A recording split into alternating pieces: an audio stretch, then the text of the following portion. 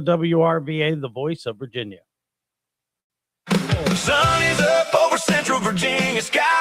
Hanover moving and the city's alive. One more hour to own this town. WRVA never slowing down. Wake up rich and win the day. Or spend the whole day playing catch up anyway. Richmond's morning news keeps you running strong. 9 a.m. Let's roll all morning long.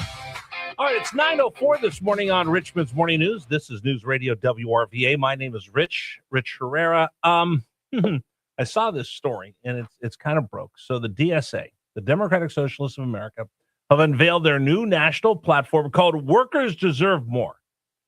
Amongst their ideas, replace the presidency with an executive selected by Congress and subordinate to Congress, something more like a prime minister. Replace the current Supreme Court structure with judiciary chosen and accountable to Congress, abolish the Electoral College, eliminate the United States Senate, and we will end the War Department.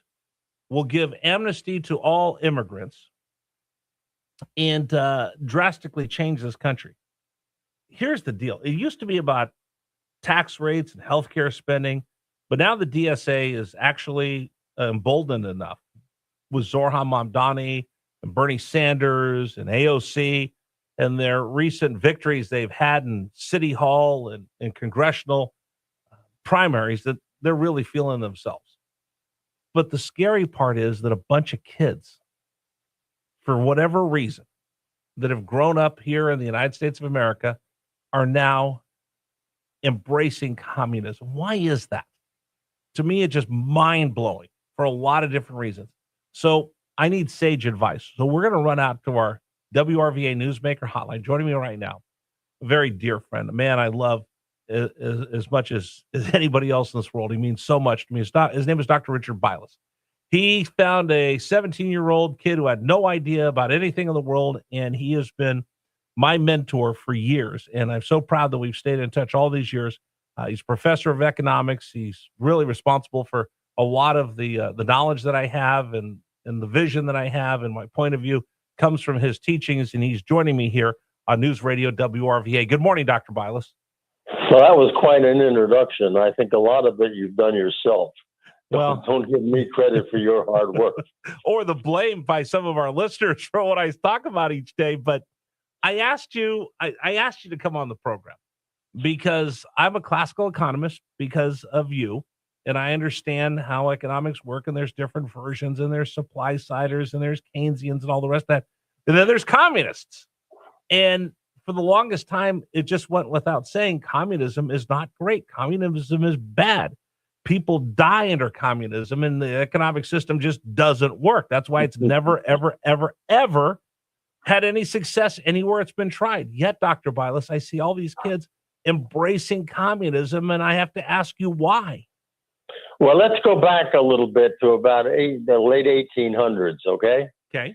And I may misquote this, so I'm just going to give it my best shot.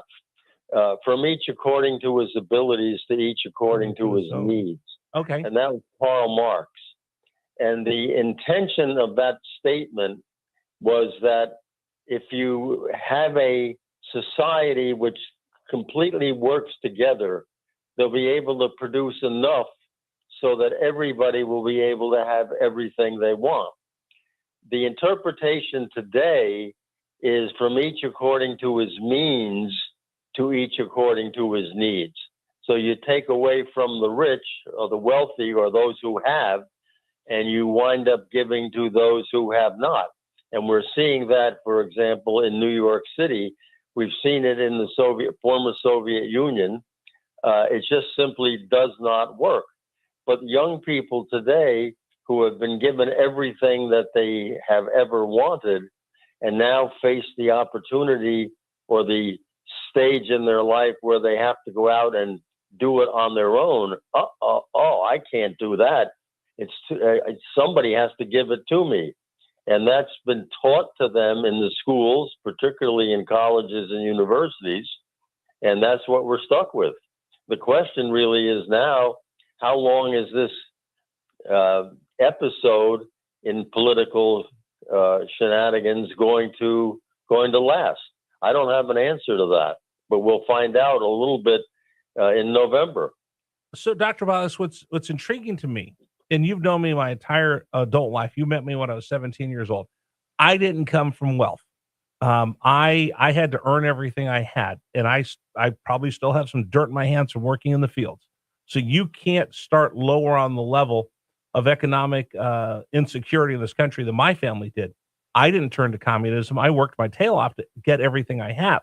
Yet I look at these kids that are leading the DSA. I call them kids, but they're millennials. They're in their 30s and 40s. I give you an example. The fellow that was the political operative to defend Graham Plattner that is leading a lot of this DSA nonsense. He's out recruiting socialists to run under the Democratic Party. His father founded Toys R Us. This is not a guy that grew up next to me working in the grape fields as a kid before I got a chance to go to college. He's not one that was waiting tables and washing dishes to put himself through school. You look at Zorhan Mamdani, professor. You're a professor. You realize, you know what a tenured professor at NYU can make and what a successful filmmaker can make. Zorhan Mamdani grew up with privilege. You have all these DSA folks. They grew up with privilege, as they would call it. They grew up with opportunities. They grew up with money, yet they're the ones that want to be socialists. It makes no sense to me. Well, but they will be, they believe, the leaders in this new society which they wish to bring about. Everybody that's putting this forward wants and believes that he or she will be the ultimate leader. And that's where there's an interesting problem, because if they all want to be the ultimate leader in this new design political system, somebody's going to win and somebody's going to lose. And most of them are going to be losers because there is only going to be a single winner. That's what happened in the Soviet Union. You had a tremendous fight to see who was going to be in charge, and the winner killed the losers. And that's one of the potential problems. But they all think that they're going to be getting together and be very happy together and be winners. It's not going to happen. That's not the way individual human beings work. We strive for something some way or another, and there are winners and there are losers, and that's going to continue to be the case. We can go through the history of communism, whether it was Lenin and Trotsky and Stalin. Somebody was going to get purged. You can go to Cuba with the Castro brothers and Che Guevara. He eventually was purged. You can go through all of these countries and all of these people that have tried socialism, and eventually the authoritarians, someone will, like you said, turn out to be the winner. Someone will turn out to be the loser. That's exactly what's going to happen. I remember back at Cal State Bakersfield many years ago, one of my colleagues, a liberal economist, was having lunch with a group of faculty members from the sociology department. And they were putting forward the need for more government to do this, that, and the other thing. And this liberal colleague of mine said, don't you guys understand that if you get what you want, you're going to be the first people put up against the wall and shot? I mean, that's something that one has to recognize. And these so-called leaders today don't recognize that. I mean, just as an example, Mamdani, AOC, and Bernie Sanders, if those are the three people at the top, they're not going to form a triumvirate. One of them is going to be the winner. The other two are going to be losers. You know, I noticed something about Bernie Sanders, and this tells me how this just tells me how bogus all this is. Dr. Bilas, when he came on the scene, he used to rally against millionaires and billionaires. And I've noticed over the last few years, I went through and read some of the transcripts of his speeches. He doesn't talk about millionaires anymore because he's become a millionaire through his books and whatever else. Now he rallies against billionaires. Of right? course. This is the way that they can get power and wealth. And if they have wealth to begin with, they want more wealth. That's not unusual for human beings. We are people that we want more and more and more. That's pretty common. But these people are using the system for their own personal gain, and they don't care about their neighbors. I mean, when you get a leading socialist today, this Hassan Piker, Hassan or Piker, whatever right? his name, yeah, says that 9/11 was something that we deserved. He didn't say anything about the thousands of people who were killed.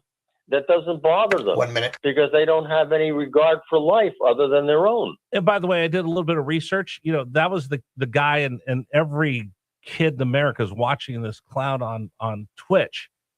He went on a field trip to Cuba to talk about how wonderful it was, and he was wearing sunglasses. Like, they were Prada sunglasses somewhere in the neighborhood of $10,000. And then I also found out, Dr. Bilas, he's the nephew of a guy from the Young Turks, Cenk Uygur, I think is how you say his name.